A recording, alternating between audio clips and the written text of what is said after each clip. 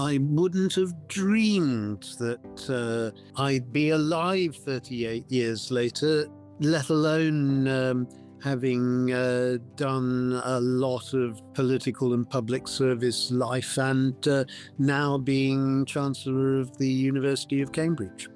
I wouldn't have dreamed it was possible. When they told me I was HIV positive, they said, your results are back and we're sorry to tell you that you are HIV positive.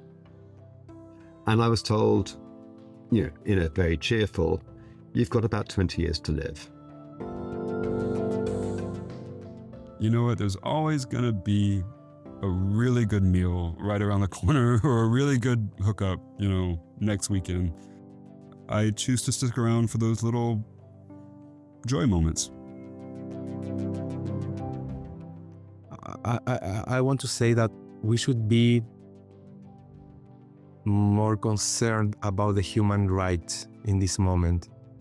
I obviously want to say about the human rights of people living with HIV because I'm part of that community, but all the human rights in this moment are in danger.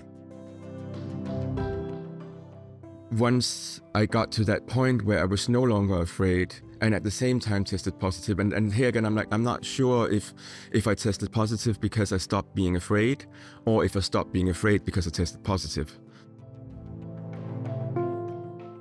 Welcome to the final of these special compilation episodes featuring highlights from Series 1 and 2 of HIV the Morning After. It isn't long now until Series 3 drops next month. This episode is titled Still Here. Do keep listening at the end for an exclusive clip from Series 3.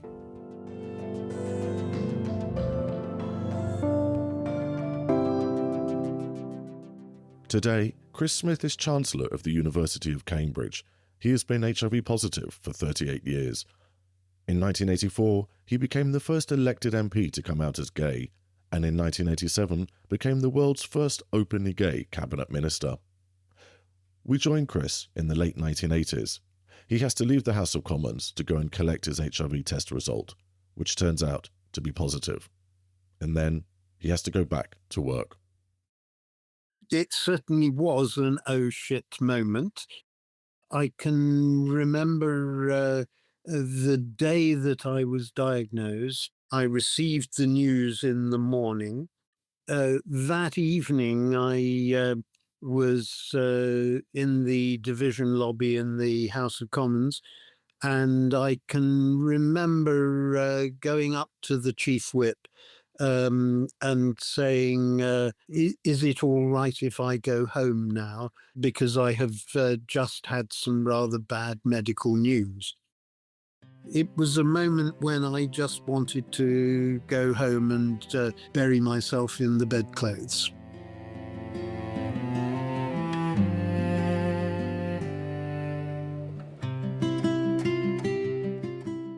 The very visible signs that some people had and that appeared in lots of movies, especially movies like Philadelphia, that suddenly it was the purple lesion that identified the fact that the hero had AIDS. Fortunately, my Kaposi's sarcoma was on bits of my body that weren't visible to the public. So I never had purple lesions on my face, for example. You just hoped that it wouldn't spread elsewhere around your body.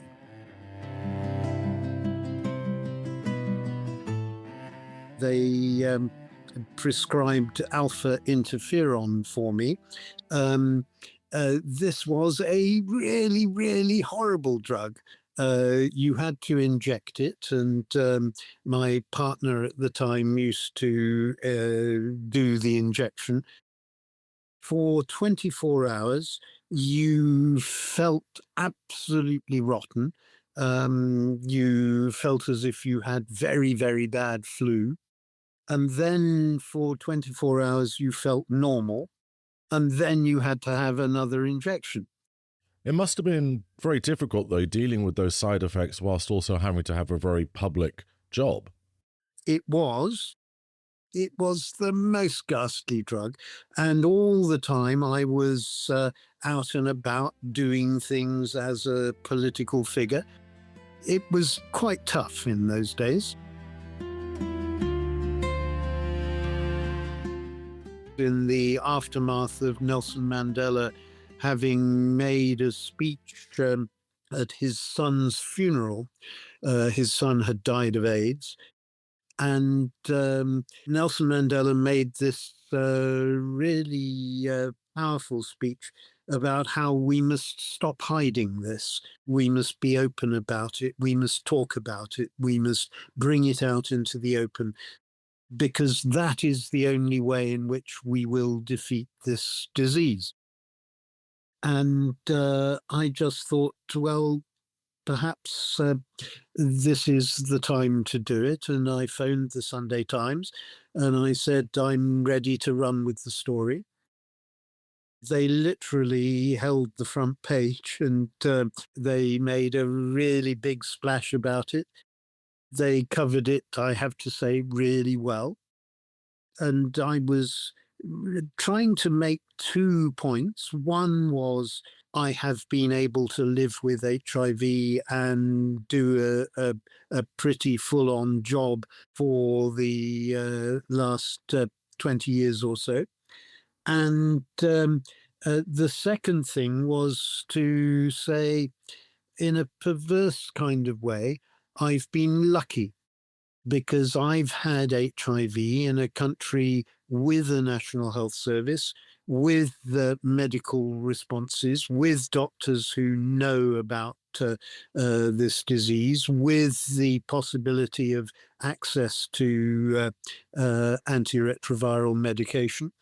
And let's remember there are thousands of people around the rest of the world who don't have those facilities or that knowledge or that access to medication. And I walked into my parliamentary office on the Monday morning, and there was a little note on my desk. Please ring Mr. Mandela, with a telephone number. And I dialed the number, and there, picking up the phone at the other end, was Nelson Mandela, who said, I just wanted to say thank you. What you've done has made a real difference.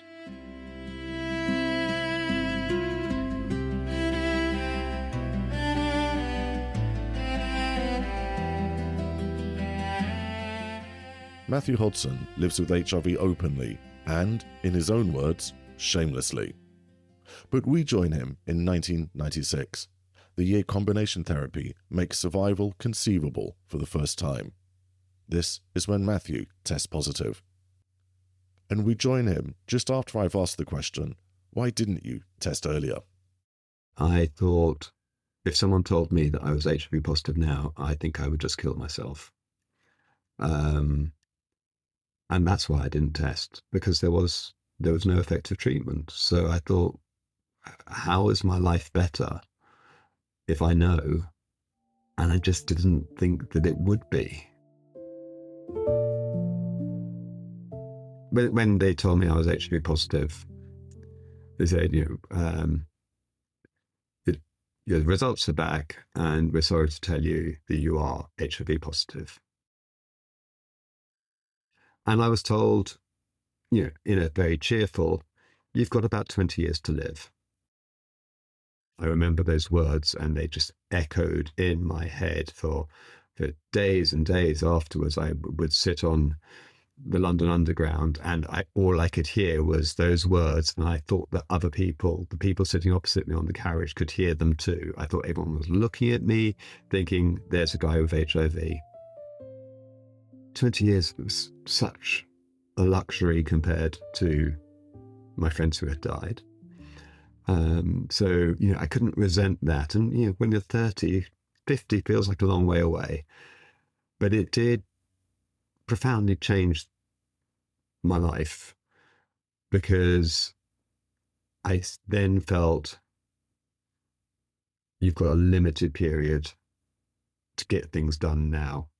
What do you want to do with these precious years? Then, in 1996, the Vancouver International AIDS Conference happens. Why is it significant? Oh, changed everything. Changed everything. That was when the scientists said, we can treat HIV. As that kind of news got out, and as I actually saw friends of mine start to take the treatment and start to get better, I was like, okay, this is something that works.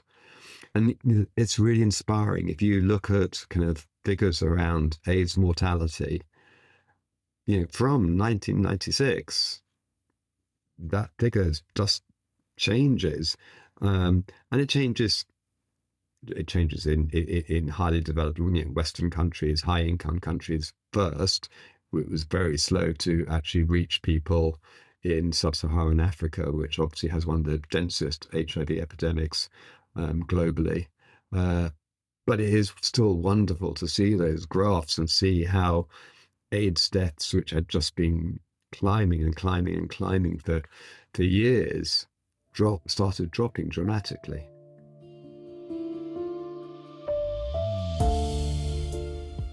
I wrote an article, pressed send, and that moment I pressed send, it was like, well, it's like jumping off a high board. I've done it now. I can't take it back. Now let's just make sure I enter the water with grace. And what year was this? Well, so this was 2012, 13 years ago. The year of the London Olympics. Yes, well, that's how I can remember it, because actually the article which I wrote about being open about my HIV status, I can't remember exactly how I did it, but I did tie it into the London Olympics somehow. So I always remembered that was the year.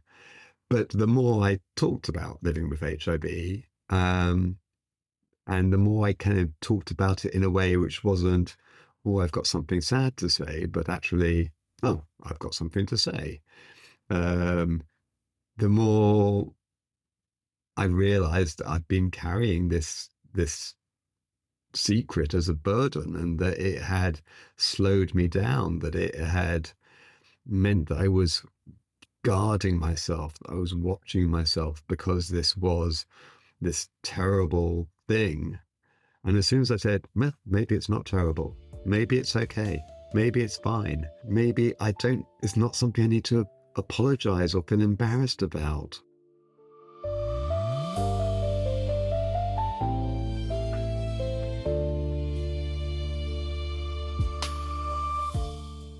Today, Alexander Cheves is a writer and essayist living in Berlin, and he's author of the erotic memoir, My Love is a Beast. He grew up on a 500-acre farm in the evangelical South, and his parents were missionaries. His only information about HIV came through Christian content filters on a dial-up computer, filters that blocked cultural gay content, but passed on history articles about AIDS and death. We join him in Savannah, Georgia in 2013.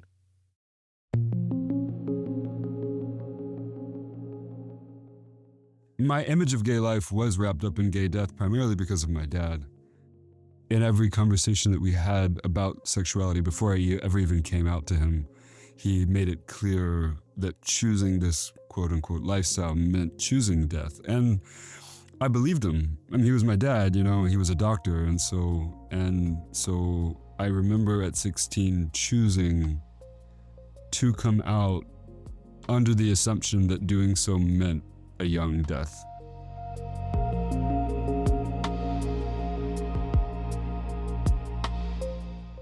And then when I got back after summer break, one of my friends who had just come out to me himself, he didn't know where to go, and he had an STI scare.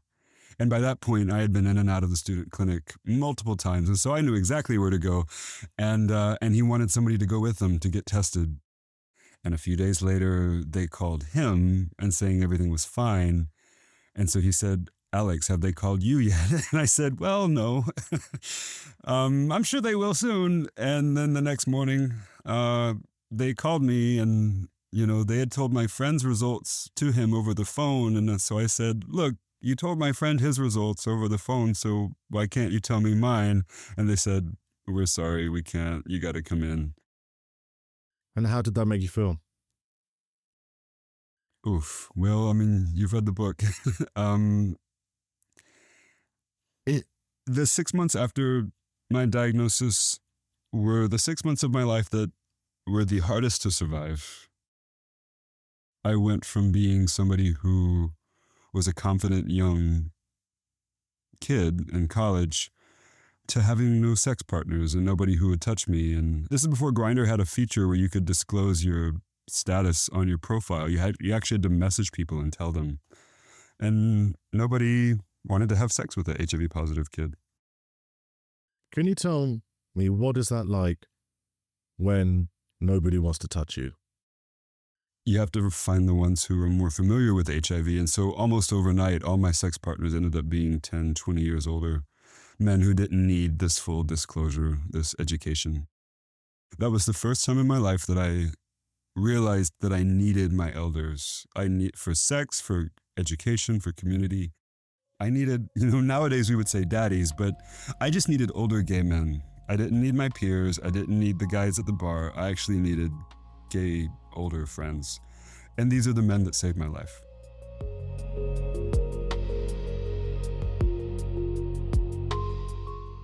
And so what would this Alexander Reeves, speaking right now, say to that Alexander Reeves who is almost on autopilot driving to the doctors to get a result that they already pretty much know what it's going to be?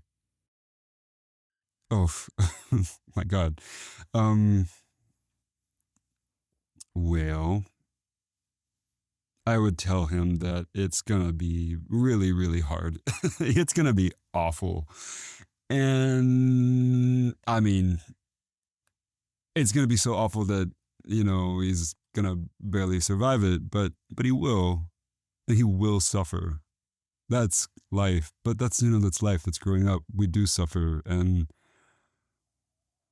life is this miracle spot between great joy and great suffering. And, I was really suicidal during those 6 months after I tested positive, and even a little bit longer.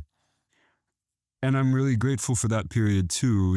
I've battled depression on and off my whole life, but the very worst depressive episode was after I tested positive, and I was so depressed, in such a dark place, so suicidal, that I think I reached that mental place that, only other people with very severe depression have ever reached. And that is that very interesting place at which you have no emotional connectivity to life.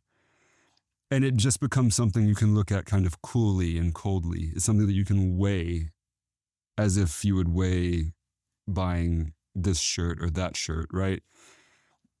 And when I reached that point where the pendulum of living and dying could go either way, when I felt very neutral, I remember looking at life objectively and saying or thinking, okay, do I want this? Do I want to continue doing this? If I choose to continue doing it, I will suffer more. That's all but guaranteed. Life is suffering. There are going to be moments of pain. But I have, by that point I had 21 years. I have 21 years of data to show that there also will be moments of joy. There will be great food. There will be great sex. There will be great mornings. There will be great stuff too. So I either choose nothing or the possibility of wonder.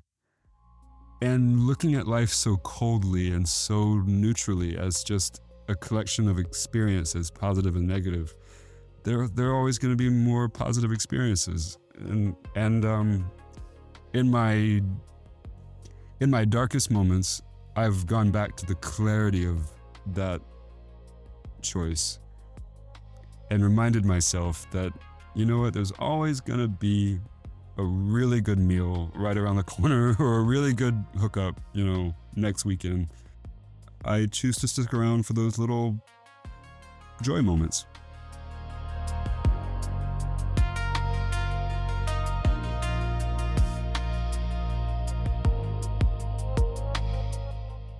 Diego Agurto Boroiza is from Chile and grew up under former dictator Augusto Pinochet. Diego has been an HIV activist long before he himself tested positive. And we join him in the conversation where I've just asked him about life under Pinochet.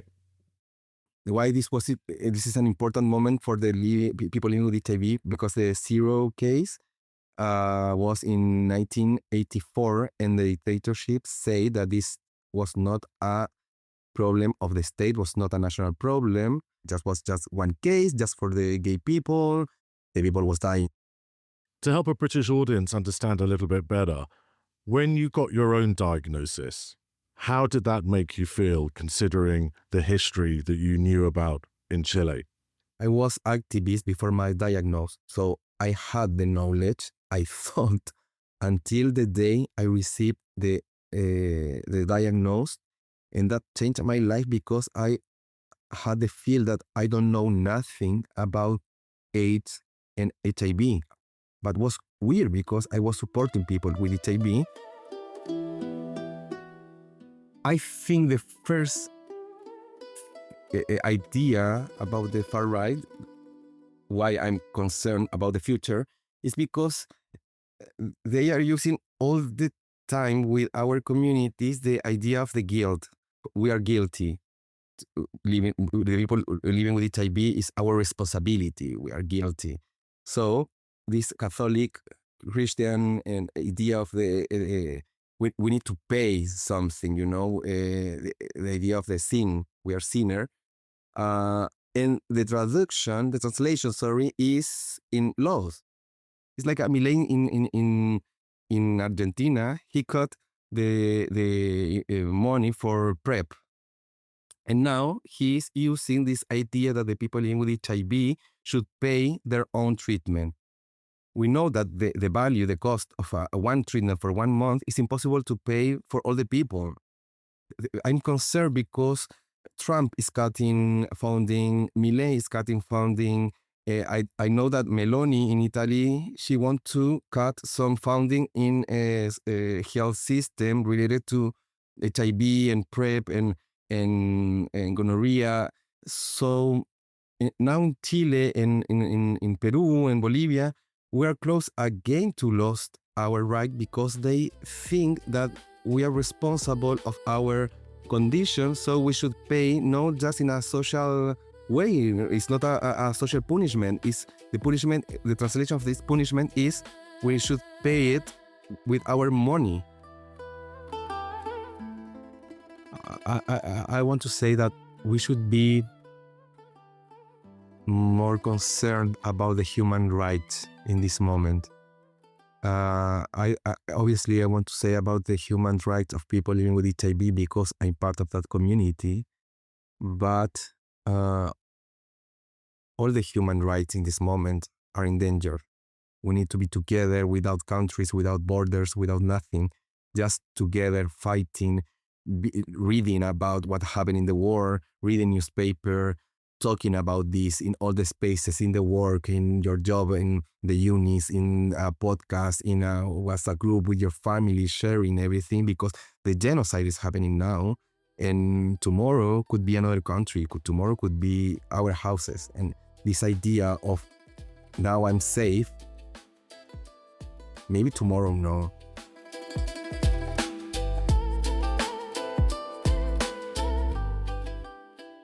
Today, Nikolai Tanya-Lanya is a writer and musician living in Berlin, with novels and porn under his belt. He's spent nearly 2 decades navigating the gap between what the world thinks HIV means and what it actually means to live with it. And we join his story, winding back a few years to the 2000s. Yeah, I mean, there was definitely a discrepancy between the narrative that had been internalized in me and then what I experienced and saw that slowly had to come to terms with each other. I guess also I grew up in Denmark where we had extremely efficient HIV awareness campaigns throughout the 80s and 90s. There was when I came home from school and turned on afternoon youth programs on TV, there would be HIV awareness ads in between the programs. So we were extremely well informed, and this thing of like use a condom or you will get a virus that will kill you. The idea of not using a condom was not even like an option. Once I got to that point where I was no longer afraid, and at the same time tested positive, and here again I'm not sure if I tested positive because I stopped being afraid, or if I stopped being afraid because I tested positive, because it just kind of happened at the same time. That's very interesting, and that's fascinating, isn't it? The two are almost blurred in your mind. Yeah. I also remember like when Mickey Blanco came out as HIV positive, I was also like, oh, why does it always have to be this like dramatic narrative around it? Like it was also like, well, it's because you're talking to straight music magazine or whatever it was. Like, can't we just Yeah, so brave. That's always isn't it? So brave. Yeah, exactly. It's time to get real, or like where it's like, well, yeah. So then, and I suspect I know what this answer might be, Nikolai, if you were to send, as your final question in this episode, if you were to send a postcard to the world, what would you write on it? Okay, I would maybe say, when I look out at the queer community, and I'm using here the term queer in the most inclusive sense possible, I see a lot of pain and trauma, and I also see a lot of joy and pleasure. And I do think that those two are connected, the pain and the pleasure.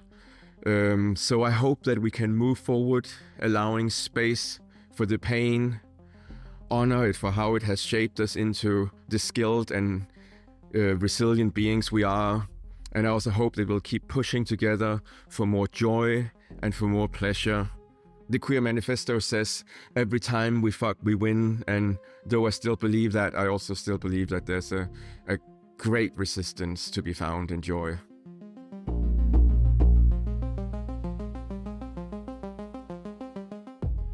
Now, at the start of this episode, I promised you a clip from Series 3. This clip is with author, activist, and essayist Mark S. King. The context is the mid-1980s Los Angeles, and AZT is not yet available in the United States. So Mark and his friends have a solution. There was talk of this new drug, and AZT, and it was not available in the United States. It was not FDA approved, but you could get it in Tijuana. And Tijuana was a 2-hour drive or so from Los Angeles. And myself and Leslie and Ron and Marcos would get in the car and drive to Tijuana on a Friday. And as soon as we got to town, we split up and we went to all the pharmacias with some prescription, whether forged or not. Maybe we had a receptive doctor back in the U.S., but we went to every pharmacia and we bought it out of this drug. And we loaded it into the car and packed it under the spare tire in the trunk. We were not very, capable drug smugglers by any means. We could certainly have been caught. And I don't know what do you do? It's not heroin, it's AZT. Is that bad? I don't know. And then we would spend the weekend on the beach. We would rent a house and we would get stoned and we'd sit on the beach around a fire and then Sunday drive back. And we would stop in San Diego, where there's a big gay dance club there, the West Coast Production Company at the time. And we would stop there because it was just in time for their Sunday tea dance, their afternoon dance party. And I have very specific memory of being on that dance floor with my arms around Ron and Leslie and Marcos. When you're young and you're on the dance floor and your arms are all around each other and you're in like a group, like a huddle, and you're jumping up and down and you're dancing to Gloria. It's just such a specific memory of dancing to Laura Branigan and not caring about AIDS, not thinking about the drugs in the car. It was willful joy. Willful joy.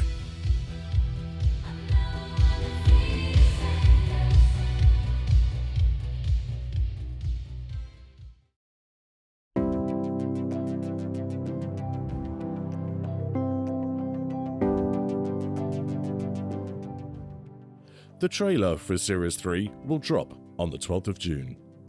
This series itself begins with Mark S. King on the 26th of June.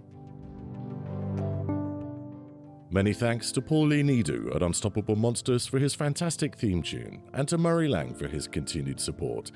And a special additional thanks to Jim Voiches for his continued editorial assistance making this series. Do please rate and review the podcast. It hugely helps the algorithm stretch it to new audiences. And if you've got anything to say, drop me an email at hivthemorningafter@gmail.com. I've been Dan Hall, and I'll see you back for Series 3.